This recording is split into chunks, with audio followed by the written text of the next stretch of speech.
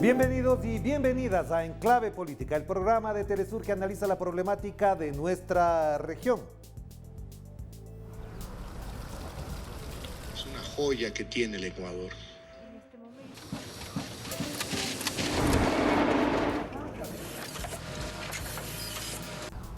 A Ecuador no lo recordarán precisamente por instalarse en la defensa de su soberanía, tal cual ocurre con Colombia, pero quizá en otro ámbito. Ahora se entrega la soberanía económica a los multilaterales, a las transnacionales y sobre todo a los grupos poderosos bajo el eufemismo de la atracción de las inversiones extranjeras, de capital fresco hablan y dicen ellos. Y ya sabemos qué ha significado eso, por ejemplo, para Perú o para Chile, en términos sociales, con los consecuentes fenómenos políticos y también de orden internacional que han ocurrido en los últimos años en esas dos naciones. ¿Por qué Guillermo Lasso, presidente actual del Ecuador, otorga todas las garantías a las transnacionales bajo el prurito de que el arbitraje no puede ser nacional, sino de las instancias donde mandan y ganan los juicios esos inversionistas internacionales? De esto queremos conversar con el analista económico, integrante del Observatorio de la Dolarización del Ecuador, Andrés Tilliriboga, a quien le damos la más cordial bienvenida. Andrés, qué gusto tenerte acá. Hola Orlando, mucho gusto, muchísimas gracias por el espacio, un saludo a ti y a las personas que nos miran y nos escuchan en Telesur, en Ecuador y en América Latina. Gracias, Andrés. Antes que entrar en el tema de fondo que efectivamente interesa a América Latina y en particular al Ecuador, te quisiera preguntar cuál es el diagnóstico que haces de estos casi un poquito más de 50 días de gestión en el campo económico del presidente Guillermo Lasso. Mira, Orlando, en este punto me parece que es importante hacer una aclaración, porque la posibilidad de hacer un buen diagnóstico de la situación económica adquiere un cierto matiz, porque hay una situación, yo diría, bastante favorable al gobierno entrante, ¿no es cierto? Un gobierno que está ya entre 50 y 60 días, que es una situación que es normal, digamos, entre comillas, para todo gobierno entrante, ¿no es cierto? Hay unas cifras bastante altas, algunas encuestadoras dan un beneplácito muchísimo mayor a nivel de la opinión ciudadana, pero por supuesto es un gobierno entrante que además contrasta, por supuesto, con los pésimos resultados políticos y económicos del gobierno anterior, el gobierno de Lenín Moreno, más allá de la continuidad, sobre todo de ciertas políticas económicas.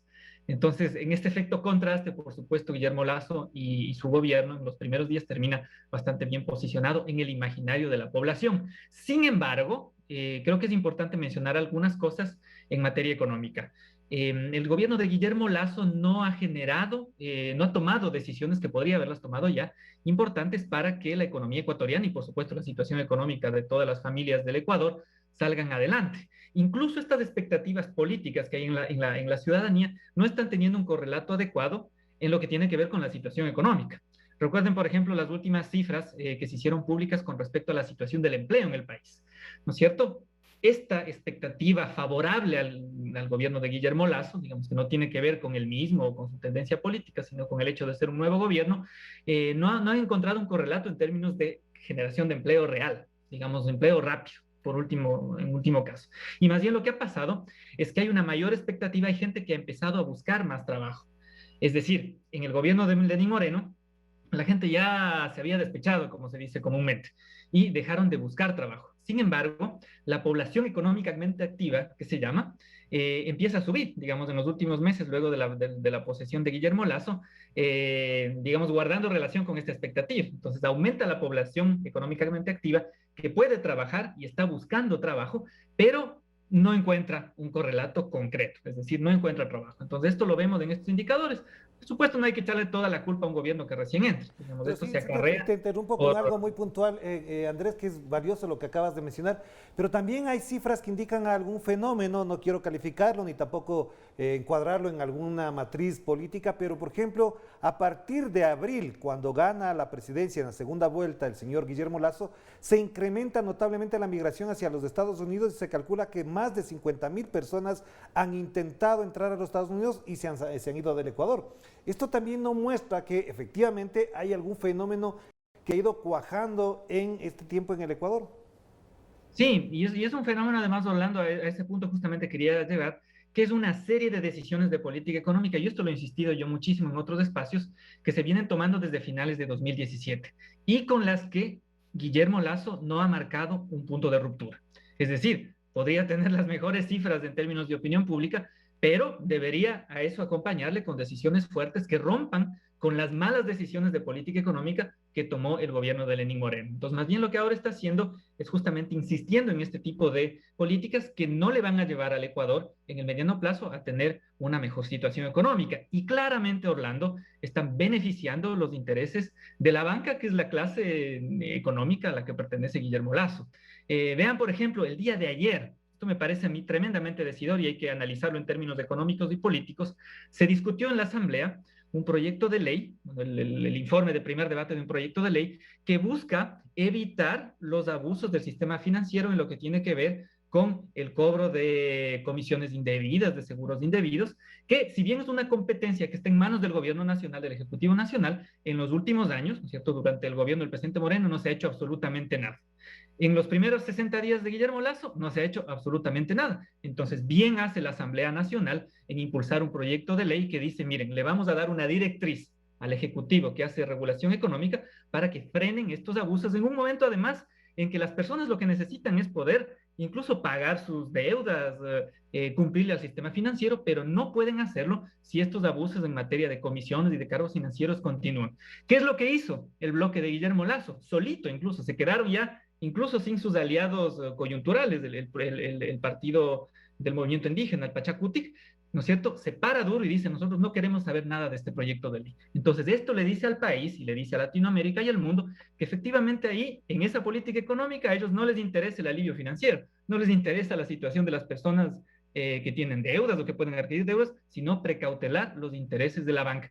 Que esto finalmente, Orlando, como te decía, es una continuidad de la política económica del expresidente Moreno. ¿Qué es lo que va a pasar en el mediano y en el largo plazo? Por supuesto, el gobierno de Lasso, que tiene unas cifras bastante favorables actualmente, se va a encontrar más bien con una población que no va a encontrar trabajo, que no va a poder pagar sus deudas, que no va a poder adquirir créditos nuevos y, por supuesto, ahí se le va a virar la tortilla, como se dice comúnmente.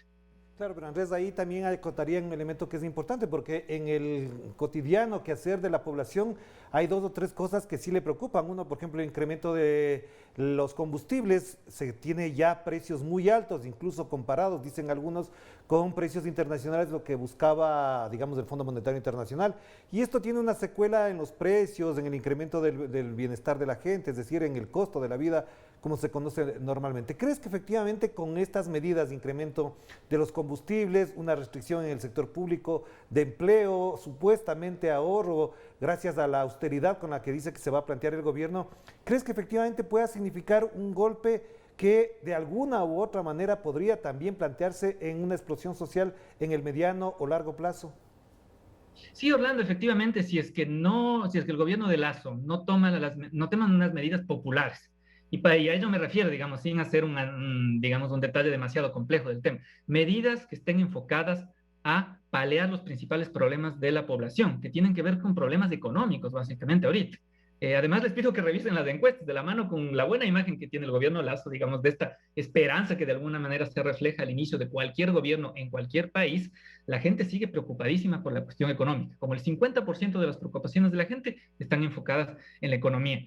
Y el gobierno de Lasso va 2 meses ya en el poder y pudiendo haber tomado rápidas decisiones económicas, como por ejemplo una reducción sustancial de tasas de interés y de cargos vinculados al crédito y a otros servicios financieros, una reducción de los precios de los combustibles que tienen un impacto en la cadena de los precios, ¿cierto? El diésel, la gasolina extra, no ha tomado este tipo de medidas porque sostiene las posturas de clase que ha mantenido en sus tesis políticas y de política económica en los últimos 12 años. Lasso no es ningún jovencito en política, esto lo viene planteando desde hace años y esto no va a llevar al país en una buena senda. ¿Qué es lo que propone, por ejemplo, en materia de política de combustibles, Orlando? Si revisamos el último programa de gobierno propuesto por Guillermo Lasso, con el que gana las elecciones, más allá de lo que haya dicho en segunda vuelta en la campaña, él lo que dice es, sí hay un problema de combustibles, con el precio de los combustibles. ¿Y cuál es la solución? Esto lo dice el programa de Guillermo Lasso: la intervención del sector público en la distribución, es decir, en otras palabras, la privatización de las gasolineras. Entonces, no le interesa hacer un control de combustibles, le está dando la vuelta a las organizaciones sociales que han mostrado este reclamo y esta preocupación, y más bien lo que sí está acelerando es la agenda privatizadora, entre otras cosas, del sector de la distribución de combustibles. Ya se está hablando, hay un decreto incluso firmado para hacer esto en 100 días. Entonces, por ahí va la política de combustibles de Guillermo Lasso, que va en contrasentido con lo que necesita la población y en contrasentido incluso con lo que dicen los propios organismos multilaterales. Orlando, tú acabas de decir, mayores recortes, mayor austeridad, ¿no es cierto? Además, refrendado por el acuerdo que tiene todavía vigente el Ecuador con el Fondo Monetario Internacional, cuando las autoridades del fondo, cuando se van a pasear en Suiza, en Europa, en otros foros internacionales, lo que dicen es, vean, los países lo que tienen es que meterle plata a la economía, gastar, inyectar recursos a la economía y guardar el recibo. Dicen, por supuesto, hablando de transparencia y de buena gestión. Pero en cambio en Ecuador, incluso con la complicidad del propio Fondo Monetario Internacional, con quien el gobierno de Lasso está nada más negociando las metas, cuando debería estar negociando las políticas que están incluidas ahí, básicamente está haciendo más de lo mismo cuando ya el mundo está haciendo todo lo contrario. Entonces sí es muy preocupante el impacto que esto ya tiene, ¿no es cierto?, en la economía ecuatoriana, porque ya pudieron haber tomado medidas emergentes y por supuesto lo que puede pasar en el mediano plazo. Claro que sí, Andrés, hagamos la primera pausa y enseguida volvamos para tocar lo otro, que es importante, esa cesión de soberanía en cuanto al manejo de los juicios sobre problemáticas que podrían haber desde el orden judicial con las inversiones extranjeras. Hagamos la pausa y enseguida volvemos con Andrés Chiriboga aquí en Enclave Política.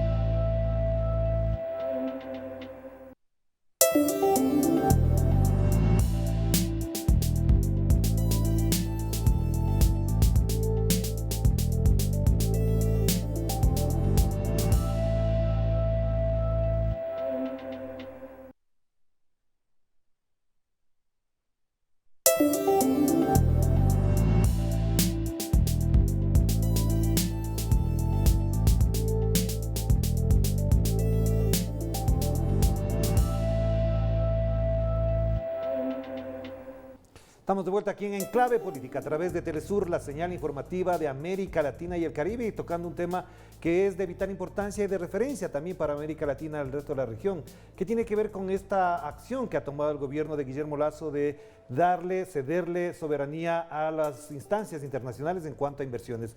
Y seguimos conversando con Andrés Chiriboga, a quien le consultamos sobre esto, además que es experto, sabe mucho del tema. ¿Qué significado tiene esto de que el Ecuador vuelva al CIADI, a esa estancia transnacional que de alguna u otra manera también ha significado sanciones drásticas, por ejemplo, para el Ecuador en el caso llamado Perenco, donde tendríamos que pagarle más de 400 millones de dólares a esa transnacional, Andrés? Orlando, precisamente yo empiezo por lo que tú acabas de decir, digamos, me parece que ese es el interés, ¿no es cierto?, la urgencia de pagarle a Perenco, cuando todo el arbitraje de Perenco con el Ecuador tiene unos vicios tremendos de ilegalidad. Pero más bien, ¿no es cierto?, volviendo a este espacio de resolución de controversias, lo que hace el gobierno de Guillermo Lasso es de alguna manera refrendar la necesidad de pagarle a Perenco. Esto es una barbaridad, porque además el propio gobierno de Guillermo Lasso está diciendo que no tiene recursos, que necesita inmediatamente 500 millones de dólares que le van a prestar los bancos, ¿no es cierto?, que además es buen negocio para los bancos, pero se compromete a pagar 412 millones de dólares de un proceso de arbitraje que está lleno de vicios. Entonces hay lo que quiera de problemas de donde un gobierno soberano, ¿no es cierto?, digamos, la defensa soberana de un gobierno podría agarrarse para decir, bueno, miren un ratito, esto no lo pagamos ahora, vamos de nuevo a revisar toda esta cuestión. Y más bien nosotros guardamos esos recursos para lo que se necesita, para la propia vacunación, para inyectarle recursos a la economía, etc. Pero efectivamente, ¿qué es lo que implica volver al Centro Internacional de Arreglo de Diferencias Relativas a Inversiones? ¿No? Ese es el nombre del CIADI. Este es un espacio del Banco Mundial, pero que finalmente termina siendo, Orlando, un espacio de arbitraje privado, porque no es que se trata de unos jueces contratados que trabajan todos los días durante varios años en el Banco Mundial e imparcialmente resuelven controversias. No, son finalmente caso a caso, se contratan jueces privados que tienen normalmente unos tremendos conflictos de interés y que además los países demandados tienen que pagarles a estos abogados. Entonces es un gran negocio de abogados. En el 2000, hasta finales del 2017, se hizo una evaluación a lo que habían significado estos arbitrajes y los tratados bilaterales de inversión a los que están ligados este tipo de arbitrajes, y se detectó que el Ecuador había pagado 156 millones para pagarles a los árbitros y a los abogados que tenían que defenderle al Ecuador. Eso por no hablar de los 21.000 millones de dólares con que estaba demandado el país a 2017, que es cuando tenemos datos. Entonces, a estos jueces con cancha inclinada, estos jueces privados con cancha inclinada, es a lo que está volviendo el Ecuador. Mal negocio desde todo punto de vista. Por un lado, deja un precedente legal terrible, que si quieres lo podemos discutir. Pero en términos económicos, además, es un mal negocio, si podemos simplificar los términos, porque son unas demandas enormes, ¿no es cierto?, que interponen las multinacionales a los gobiernos, que, como muestra además las estadísticas de cómo funcionan estos arbitrajes, casi siempre las pierden los gobiernos. En el mejor de los casos, no tienen que pagar, pero las pierden. Pero la realidad es que incluso en el mundo, Orlando, estos se han dado cuenta de que no funciona, que no es nada bueno. Esta idea de los arbitrajes internacionales es algo que se concibió por allá en los años 1950. Esto fue una idea de los alemanes sobre todo que trabajaban en el Deutsche Bank, que luego fue impulsado por el Banco Mundial, que crea este centro de resolución de controversias. Pero de hecho, fueron los alemanes los primeros que se dieron cuenta que esto era en absoluto benéfico para los países. Hay un caso emblemático, que es un caso de una demanda de una transnacional sueca, que se llama Vattenfall, una transnacional del sector de la energía, que le demandó a Alemania. Y ahí es cuando los alemanes se dieron cuenta, porque les interpusieron un arbitraje, porque Alemania, ¿no es cierto?, haciendo uso soberano de su capacidad de transformar las normas, le trató de obligar a esta empresa que no contamine un río que estaba contaminando. Entonces quiso reforzar la norma, ¿no es cierto?, como todo país del mundo tiene derecho a hacer, y los suecos, las transnacionales suecas, les meten un arbitraje. ¿Qué es lo que pasó en el CIADI? El CIADI, estos jueces privados del CIADI, fallaron en favor de la transnacional sueca y le obligaron a Alemania a que flexibilice su norma en términos de lucha contra la polución, contra la contaminación, con lo que Alemania además terminó violando la normativa europea. Entonces se metieron un lío los alemanes con los europeos por culpa de este arbitraje con el CIADI, que fue una demanda de 4.700 millones de euros. Entonces en ese momento, Orlando y queridos amigos que nos escuchan, los alemanes dijeron, vean, esto en nuestras negociaciones comerciales no va más.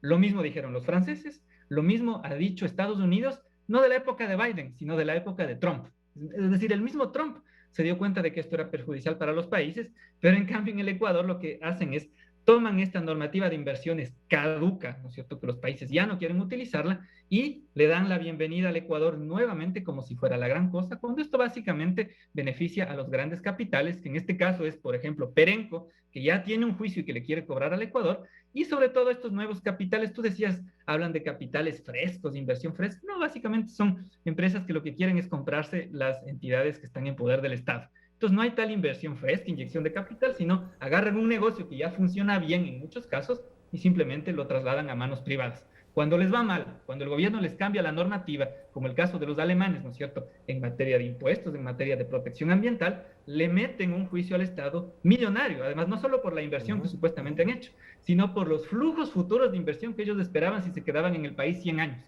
Así demandan las empresas transnacionales. Pero entonces, frente a eso, además, Andrés, hay un elemento que sí es muy importante tomarlo en cuenta. Quizás para la audiencia de América Latina también hay que considerarlo, porque el artículo 442 de la Constitución prohíbe ceder soberanía para resolver estas cosas, pero al mismo tiempo la Asamblea Nacional actual no discutió, ni siquiera recibió de parte del gobierno el pedido de autorización o de al menos conocimiento de un hecho que viola la Constitución.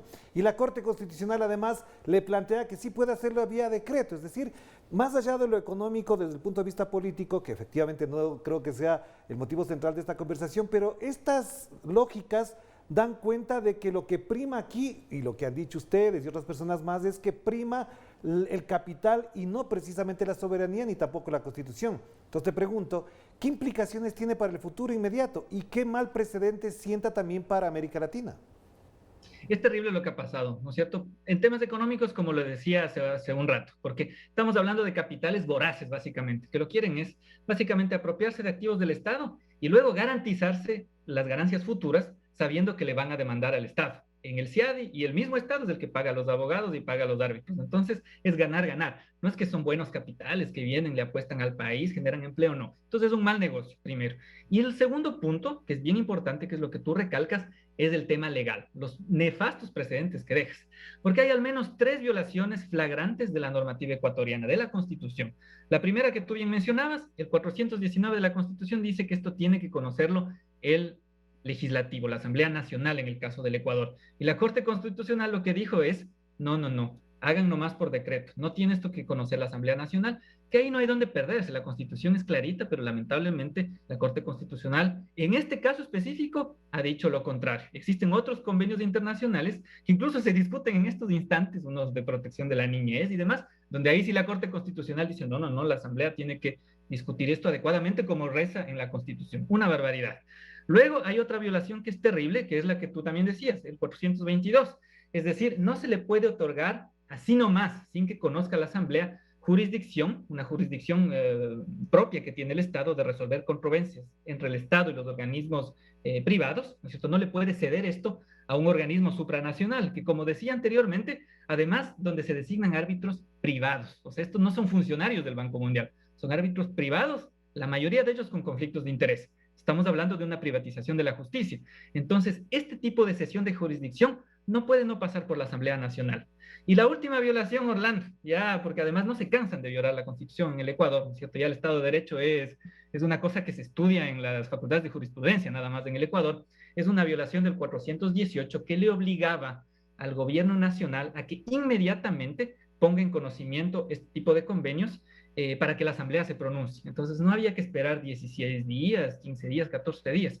¿Y qué es lo que pasó? El 16 de julio, la Asamblea Nacional, incluso existió una propuesta legislativa para de alguna manera decir algo, pronunciarse al respecto, que todavía no se trata en la Asamblea Nacional y el presidente Lasso ya emitió el decreto ratificando el convenio del CIADI. Entonces violan al menos 3 artículos de la Constitución, dejando un precedente terriblemente nefasto en el Ecuador, cuando en la época del presidente Correa ya se conocieron este tipo de convenios, cuando se denunció el CIADI, se denunciaron los tratados bilaterales de inversión, estas denuncias pasaron ya por la Asamblea Nacional, porque eso Por es eso, lo que dispone. precisamente para cerrar, Andrés, una cosa final, lastimosamente el tema da para mucho más, pero no tenemos tanto tiempo para la explicación, pero te agradezco sobre todo por la atención que le has dado a este tema. Para cerrar, una pregunta que es de fondo, frente a todo este panorama, ¿cómo se configura o cómo se identifica? ¿Cuál es la identidad económica del gobierno de Guillermo Lasso, desde tu perspectiva, desde tu conocimiento y sobre todo desde tu enfoque técnico y político? ¿Cómo le podemos llamar a la identidad político-económica del gobierno de Guillermo Lasso? Mira, este es un gobierno, para no darse muchas vueltas, claramente neoliberal, ¿no es cierto? Además, Guillermo Lasso lo manifestó antes de posicionarse frente a sus amigos ultraliberales de España y de América Latina, por un lado, ¿no es cierto? Un segundo punto que me parece que es importante insistir es un gobierno con una política económica de continuidad, que no está dispuesto a romper con las malas decisiones que tomó ya el gobierno de Moreno, y finalmente es un gobierno totalmente favorable a la banca privada. Guillermo Lasso en el debate presidencial decía que está, bueno, luego de trastabillar un poco, que está dispuesto a más bien irse por el lado de los ecuatorianos y no apoyar a la banca, pero vemos en las últimas decisiones, ¿no? El tema del CIADI, el tema de tasas de interés, el hecho de que su bancada le rehuya a la necesidad de regular los abusos de la banca privada, ¿no? Que es algo que están discutiendo ahora en la Asamblea Nacional. Es un gobierno pro banquero tremendamente favorable a la clase económica a la que pertenece Lasso. Neoliberal, de continuidad y pro banquero. Claro que sí. Muchísimas gracias, Andrés, muy amable por atender tu invitación a reflexionar y por supuesto estaremos pendientes también de que pase este periodo de gracia de los 100 días y veamos cuál es la evaluación que no solamente los técnicos y los especialistas, sino la ciudadanía hace de la gestión de Guillermo Lasso. Te mando un abrazo, cuídate mucho. A ustedes muchísimas gracias, Orlando. Un fuerte abrazo. Gracias a Andrés Chiriboga sobre el tema que hemos abordado. Todavía queda varios elementos de análisis y estaremos pendientes de esta situación que se vive en el Ecuador, en la época de Guillermo Lasso, que como decía Andrés, en la práctica, concretamente, sin adjetivar, es la continuidad de la política económica del señor Lenín Moreno Garcés. Nos despedimos. Seguiremos aquí analizando la realidad de nuestra región. Cuídense mucho. Chao, chao.